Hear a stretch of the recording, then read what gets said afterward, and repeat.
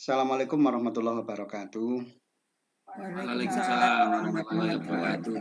Bapak Ibu yang saya hormati, peserta pelatihan kaitannya dengan PK ini, khususnya kelompok D, Pak Jika, Pak Toyo, sama Bu Atik. Baik, sebelum pertemuan ini kita mulai, mari kita berdoa dulu. Berdoa dimulai. Selesai. Baiklah, Bapak Ibu yang berbahagia. Materi kita pada kali ini adalah tentang asesmen formatif dan asesmen sumatif. Baik, sebelumnya untuk mengukur Bapak Ibu ingin sedikit tahu lah. Kita ingin pakai kuisis, pakai untuk pretestnya. Bapak Ibu bisa pakai link di chat itu dan kodenya juga sudah saya masukkan. Monggo Bapak Ibu. Waalaikumsalam warahmatullahi wabarakatuh. Oke, monggo Bapak Ibu dibuka join quiz, my quiznya dan kodenya sudah juga saya kirim di chat. Langsung aja bergabung Bapak Ibu.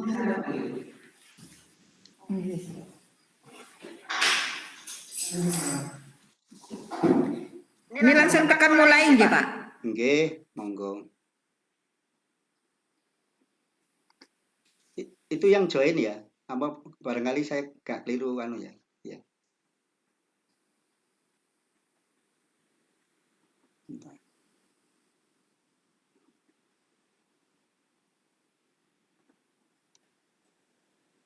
Gimana Mbak Bu, ada kesulitan?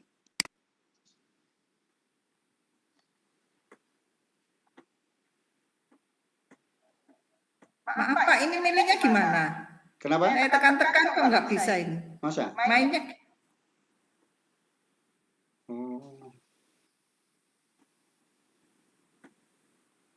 Biasanya sudah sering pakai aplikasi Quizzes, enggak Bu?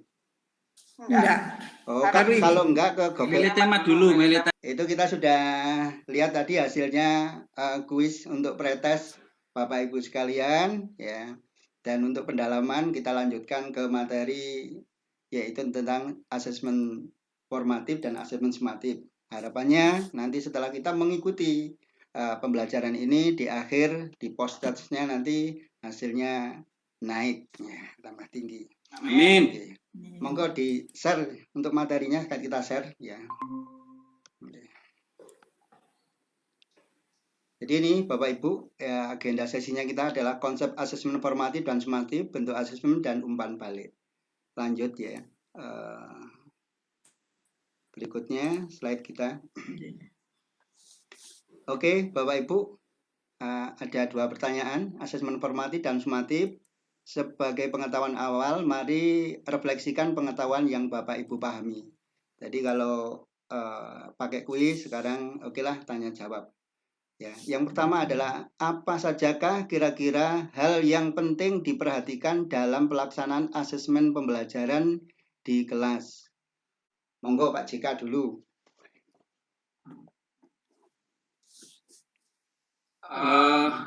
Yang perlu diperhatikan adalah karakteristik siswa, Pak.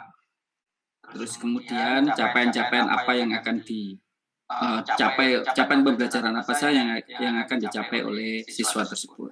Gitu, Pak. Oke, terima kasih. Bagus sekali dapat Pak Jika ini. Oke, kita lanjutkan.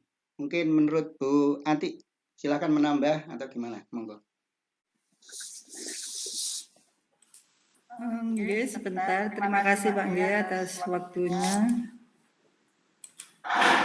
Asesmen yang harus diperhatikan dalam pelaksanaan asesmen pembelajaran di kelas, ya Pak, pertanyaannya tadi.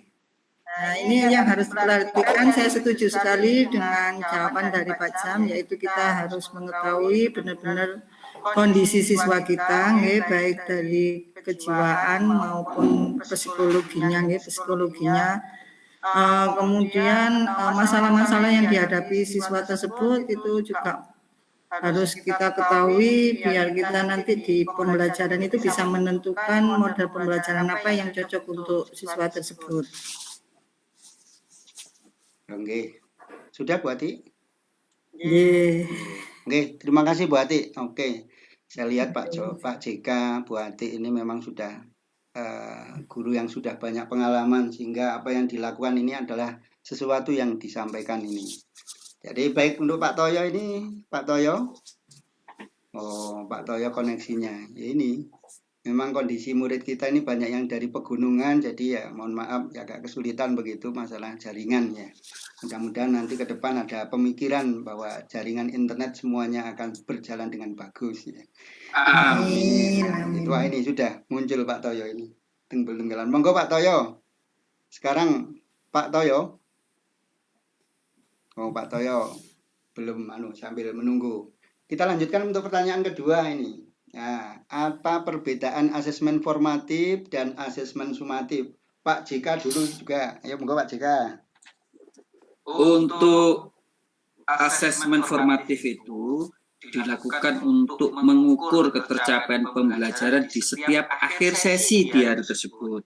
Sedangkan untuk sumatif itu dipakai untuk mengukur pembelajaran di keseluruhan pembelajaran satu semester. Nah, tujuannya untuk yang formatif itu untuk mengetahui sejauh mana anak-anak memahami pada pembelajaran di sesi tersebut, sedangkan untuk yang satu sesi itu untuk mengukur ketercapaian pembelajaran. Terima kasih, Pak. Oke, terima kasih Pak JK yang pada inti pokoknya sangat memahami. Monggo, Pak Toyo mau nambah? Ya, monggo Pak Toyo.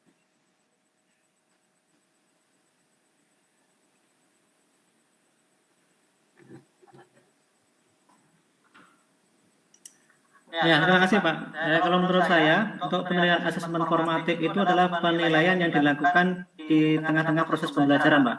Jadi pada saat proses pembelajaran itu sedang berlangsung, kita bisa mengambil penilaian. Misalnya dari pada saat kita memberikan materi, kemudian kita memberikan pertanyaan pada anak.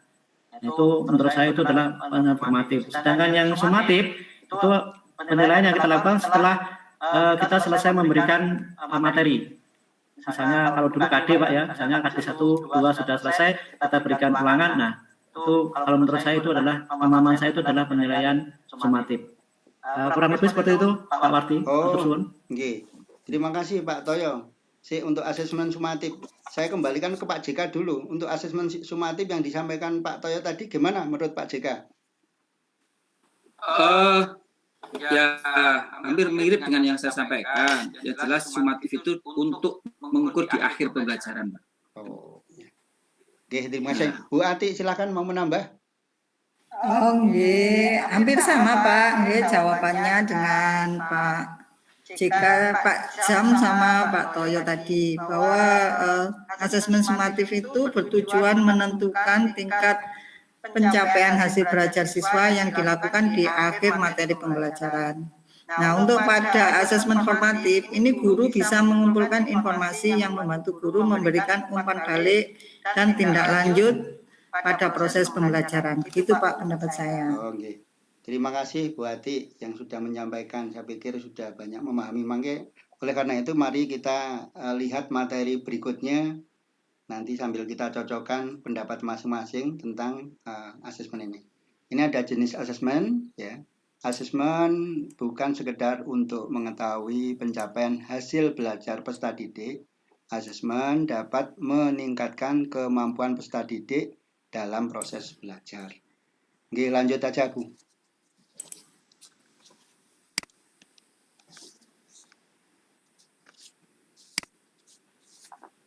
Gimana Pak? Lanjut. Ya, lanjut sebentar.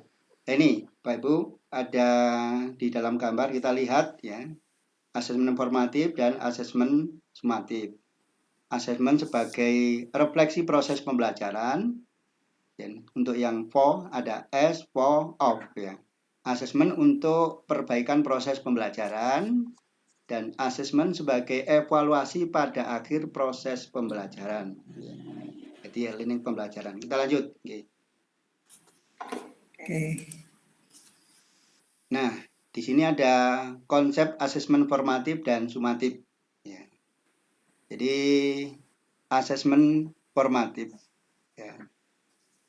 Di situ dan asesmen sumatif bisa dilihat perbedaannya. Ya. Jadi untuk asesmen formatif, metode evaluasi yang dilakukan untuk evaluasi proses. Ya. Sedang untuk asesmen sumatif, metode evaluasi yang dilakukan di akhir pembelajaran. Ya. Berikutnya asesmen formatif.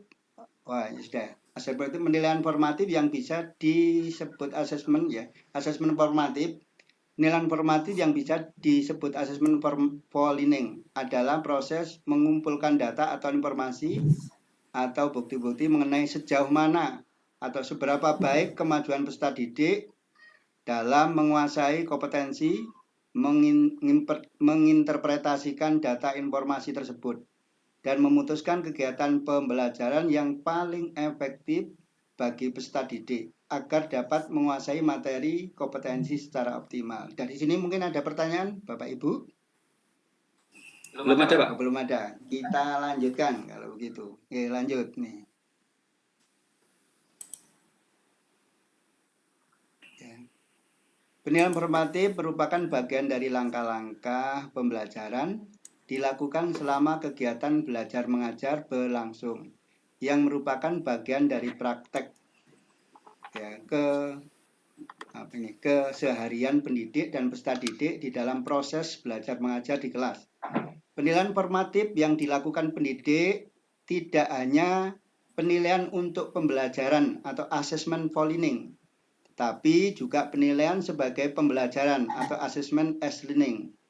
Penilaian sebagai pembelajaran yaitu proses penilaian yang dilakukan pendidik yang memungkinkan peserta didik melihat capaian dan kemajuan belajarnya untuk menentukan target belajar. Misalnya, dalam bentuk penilaian diri atau penilaian antar teman. Dari sini ada pertanyaan, Bapak Ibu? Belum, Pak. Saya, Pak, bertanya, Pak. Silakan. Yang dimaksud dengan penilaian antar teman itu seperti apa, Pak? Oh, penilaian antar teman. Oke, sebelum saya menjawab, mungkin teman-teman atau dari Bapak Ibu, saya yakin sudah ada yang bisa menjawab. Monggo Pak JK, penilaian antar teman sebelum. Jadi penilaian antar teman itu salah satu bentuk evaluasi diri yang itu dilakukan oleh seseorang yang dinilai oleh teman sejawatnya. Kemudian yang bersangkutan yang dinilai tadi kemudian menilai balik kepada teman yang satunya gitu. Oh ya. Oke, terima kasih Pak JK atas pendapatnya. Mungkin Pak Toyo mau menambah penilaian antar teman. Ya, saya kurang lebih sependapat dengan Pak JK bahwa penilaian antar teman itu saling menilai, Pak. Misalnya A dan B, si A, jadi selain Bapak Ibu guru yang menilai, antar teman itu juga menilai. Sehingga dari situ diharapkan yang mungkin dari penilaian Bapak Ibu guru itu tidak tercover, itu dengan penilaian antar teman itu bisa tercatat, Pak. Demikian, Pak. Oke, terima kasih Pak Toyo. Jadi ini kita menginginkan hasil penilaian itu seobjektif mungkin. Karena mungkin teman itu akan lebih tahu tentang kondisi temannya. Termasuk sebetulnya ada evaluasi diri ya. Begitu Bu Ati. Jadi saya pikir saya mendukung dari pendapat teman-teman tadi Bu Ati yang untuk menjelaskan masalah penilaian antar teman. Gimana Bu Ati? Oh, Bu Ati masih ya. Oke. Bu Ati? Oh, okay. Sudah dijawab bersama-sama Bu Ati ya. Okay. Okay. Gimana tanggapan teman-teman tadi Pak Bu Ati dengan juga saya penjelasan saya? Kelihatannya mic-nya mati. Mic-nya mati ya. Oke lah. Oke. Ya. Bu Ati, ya oke. Mari kita lanjutkan slide berikutnya.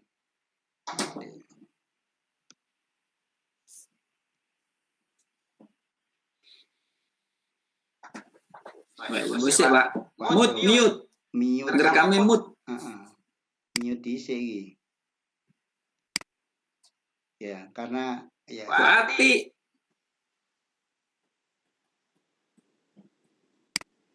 Ya, Bu Ati ono tugas jopo. Silakan bapak-bapak yang mau minum dulu. Siap. Cek tegang, Pak. Atau yo. Wah, itu. Oke, silakan. Sambil menunggu Bu Ati, maka ini si Pak JK ini akan menghibur kita. Es breaking ya mau ada ya sudah. Pak, izin ke belakang dulu, nggih. Oke, monggo. Izin ke belakang. Nggih. Sambil menunggu Bu Ati juga, nggih. Monggo, Pak JK dilanjut aja musiknya. Lanjut mawon, nggih. Bu Ati. Apa yang ditanyakan ke saya Pak tadi, Pak? Tadi sudah jawaban teman tadi sudah puas semua atau gimana? Sudah kita jawab tentang pertanyaan penilaian antar teman tadi. Nggih, terima kasih Pak Toyo. Saya sudah mengerti sekarang penilaian antar teman itu yang seperti apa. Kita lanjut Lanjut ke slide berikutnya, kita lihat. Nah, Bapak Ibu yang berbahagia, kita bisa lihat di situ fungsi asesmen formatif dan sumatif. Ya, kalau kita lihat kondisi saat ini, ya, assessment of learning, ya, assessment for learning dan assessment as learning. Kondisi saat ini adalah boleh dikatakan formatif, ya. Di situ ya, kita lihat timbangannya tadi, ya, di kondisi saat ini. Tapi harapan yang dengan kurikulum baru atau kurikulum PK dengan kita melalui pelatihan ini, ya, jadi dibalik, ya. Kalau dulu kuat di sumatif yang di awal kondisi saat ini, maka nanti berikutnya adalah dibalik dikuat di formatif, di prosesnya. Jadi yang sumatifnya mungkin grafiknya agak sedikit bisa kita lihat seperti timbangan tersebut. Ada pertanyaan Bapak Ibu dengan penjelasan ini? Sudah mengerti, Pak. Oh, sudah mengerti. Baik, kita lanjutkan kalau begitu. Ya. Fungsi asesmen formatif dan sumatif bisa kita lihat dalam ada paradigma baru, bisa kita lihat dalam piramida. Asesmen sumatif harapannya ya tadi ya sedikit, for dan S-nya banyak ya dengan paradigma baru. Pada kurikulum ini guru diharapkan memberikan proporsi lebih banyak pada pelaksanaan asesmen formatif daripada menitik beratkan orientasi pada asesmen sumatif. Ya, harapan ini akan mendukung proses penanaman kesadaran bahwa proses lebih penting daripada sebatas hasil akhir. Sesungguhnya kita sebenarnya sudah memang senang dengan proses ini Bapak Ibu. Kadang-kadang kita ini sudah tahu kok. Anak-anak kita ini dalam proses, oh ini sregep, ini kemampuan ini kan kita, karena kita mengandalkan proses, sudah tahu. Ya kan begitu. Mungkin ada yang mau menanggapi tentang ini. Atau mau gimana? Mau menyampaikan sesuatu, Bu Ati, silakan. Jadi tujuan dari kurikulum yang baru ini merubah yang dulunya asesmen sumatif itu lebih dititik beratkan, sekarang menjadi asesmen formatif yang dititik beratkan. Ngoten, Pak. Nggih, leres. Kira-kira di sekolah Bu Ati sekarang sudah menggunakan paradigma baru ini apa masih lama Bu Ati? Monggo. Masih paradigma lama, Pak. Jadi kita harap dengan adanya pelatihan guru PK ini kita bisa menerapkan asesmen yang ini. Jadi kita menitik beratkan pada asesmen formatif daripada asesmen sumatifnya. Oh ya, terima kasih. Untuk setelah pelatihan siap membawa perubahan Bu Ati ya. Ya, insya Allah. Terima kasih. Untuk Pak JK, monggo Pak JK mau menyampaikan dengan ini. Di sekolah Pak JK gimana?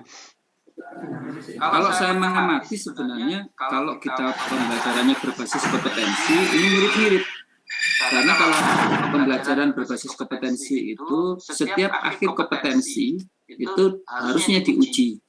Jadi bukan di akhir seluruh mata pelajaran, tetapi masing-masing kompetensi diuji, beranjak ke kompetensi berikutnya diuji lagi, beranjak ke kompetensi lagi diuji lagi. Sebenarnya mirip seperti itu. Kalau kita pembelajaran yang dulu kalau di SMK itu mestinya adalah memang evaluasinya juga evaluasi berbasis kompetensi dengan menggunakan pendekatan go no go. Jadi kompetensi ini selesai, oke, lanjut ke berikutnya. Nah, untuk asesmen formatif dan sumatif ini mirip-mirip dengan itu, karena untuk yang formatif itu ya memang per pelajaran. Jadi bedanya dengan yang dulu, kalau formatif yang pada kurikulumnya sekarang itu di setiap sesi, kalau yang pembelajaran berbasis kompetensi yang kurikulum lama itu setiap kompetensi. Itu Pak yang dibedakan. Oke, terima kasih Pak Jika dan Bu Ati. Jadi kita ingat bahwa Bapak Ibu, fungsi asesmen formatif dan sumatif paradigma baru, karena kita mungkin nanti dalam proses pembelajaran untuk jadwalnya itu menggunakan sistem blok. Jadi mungkin agak beda dengan yang kemarin, tapi ya ini proses yang ini yang kita lalui. Oke, terima kasih. Saya pikir sudah banyak melakukan, mungkin ganti istilah saja dan ada perubahan-perubahan sedikit. Pak Toyo mau menambah? Silakan Pak Toyo. Ya, terkait dengan ini Pak ya, penilaian formatif dan sumatif Pak ya. Oke. Ya. Ya, memang menurut saya penilaian formatif dan penilaian sumatif itu memang penting Pak. Jadi seperti karena untuk setiap pembelajaran itu harus diukur dengan penilaian, termasuk di dalamnya adalah penilaian formatif, dengan harapan anak dalam pembelajaran itu dia ada perhatian. Jadi kadang-kadang memang pengalaman saya Pak, kalau mengajar itu kadang-kadang mungkin anak tidak konsen, sehingga kita bisa melihat anak ini di tengah-tengah ini memperhatikan atau tidak, itu dengan penilaian formatif itu bisa terdeteksi. Ditanya pada saat pembelajaran, ditanya nggak bisa merespon atau nggak bisa menjawab, oh berarti anak ini kurang fokus, sehingga kita bisa mengulangi lagi. Nah, untuk yang sumatif tentunya penilaian di akhir setelah pembelajaran atau KD misalnya, kalau dulu dari situ nanti kita juga bisa melihat, bisa mengukur bagaimana ketercapaian tujuan pembelajaran itu. Ini kan Pak Fatih menurut saya. Oke. Terima kasih Pak Toyo atas jawabannya. Oke, tentang masalah formatif dan sumatif. Oke. Kita lanjutkan ke materi berikutnya. Membangun keseimbangan asesmen formatif dan sumatif dengan paradigma baru. Walaupun kita tekankan tadi pada asesmen formatif. Jumlah asesmen formatif sebaiknya lebih banyak dari jumlah asesmen sumatif. Ya, kita pahami bersama. Jelaskan tujuan asesmen formatif adalah untuk perbaikan dan pengembangan diri. Asesmen formatif dapat membantu mereka mendapatkan nilai yang lebih baik dalam asesmen sumatif. Di akhir juga untuk mengoptimalkan kegiatan pembelajaran. Oke, lanjut. Mengapa keseimbangan asesmen formatif dan sumatif penting? Ya, mengapa keseimbangan asesmen formatif dan sumatif penting? Bagaimana, Bapak Ibu? Ada mau komentar atau kita lanjutkan? Lanjut. Oke. Lanjut Pak. Oke. Jadi mengapa keseimbangan asesmen formatif dan sumatif penting? Karena untuk mengubah paradigma belajar yang menitik beratkan pada nilai menjadi belajar yang menitik beratkan pada proses. Jadi proses yang kita lihat Bapak Ibu. Oke, kita lanjutkan. Lanjut Bapak Ibu. Untuk slide berikutnya. Bentuk asesmen formatif dan sumatif. Ya.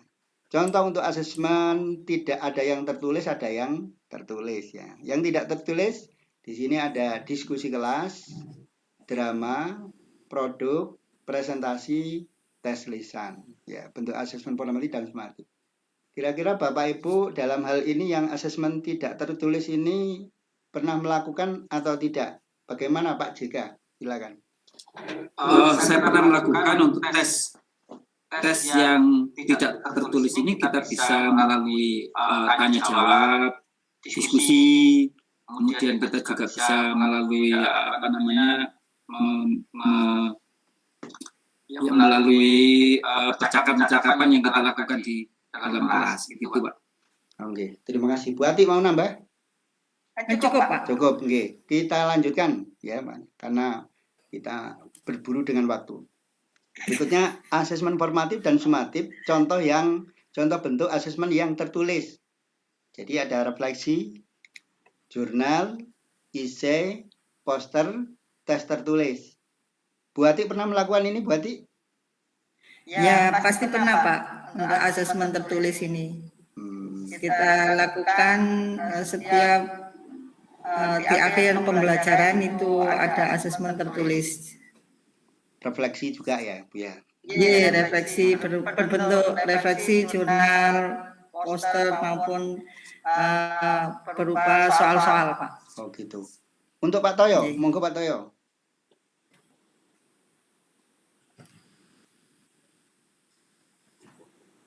Ya, jadi untuk kalau yang saya pernah yang saya lakukan yaitu sama Pak, kurang lebih seperti tadi di akhir pembelajaran memberikan tes tertulis.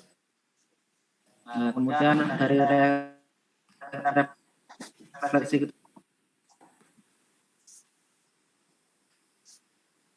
Oh iya wis Pak Toyo, koneksinya agak terputus-putus, tapi yang jelas sudah banyak melakukan di sekolah Pak Toyo tentang asesmen tertulis ini.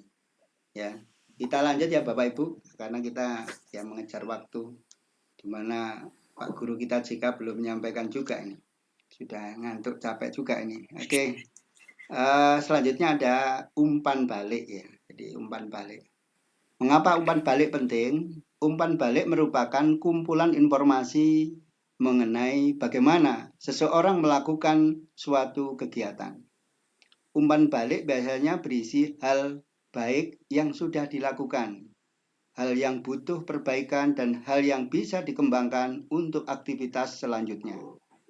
Umpan balik bagi guru memberi informasi perkembangan murid untuk memodifikasi pengajaran dan pembelajaran di masa depan. Wah, memodifikasi karena kita PK, ya ini untuk memodifikasi. Ya. Lanjut. Umpan balik bagi murid. Jadi ada bagi guru, ada bagi murid. Ya. Bagi murid, membantu murid untuk mengetahui kelebihan dan kekurangan mereka sehingga murid dapat mengatur dan merasa berperan dalam proses pembelajaran mereka. Memberikan umpan balik kepada sesama teman juga memberikan kesempatan bagi murid untuk belajar dari satu sama lain. Tadi ada pembelajaran antar teman atau evaluasi juga antar teman tadi, atau asesmen antar teman. Dari sini mungkin ada pertanyaan Bapak Ibu? Cukup. Oke, kalau cukup kita laksanakan post test ya Bapak Ibu. Tadi kita sudah laksanakan pretest dengan kuisis, maka untuk terakhir kita laksanakan juga dengan post test dari apa yang kita lakukan di awal. Sejauh mana Bapak Ibu menguasai apa yang sudah saya sampaikan. Ada pendapat sebelum kita mulai untuk post testnya Bapak Ibu?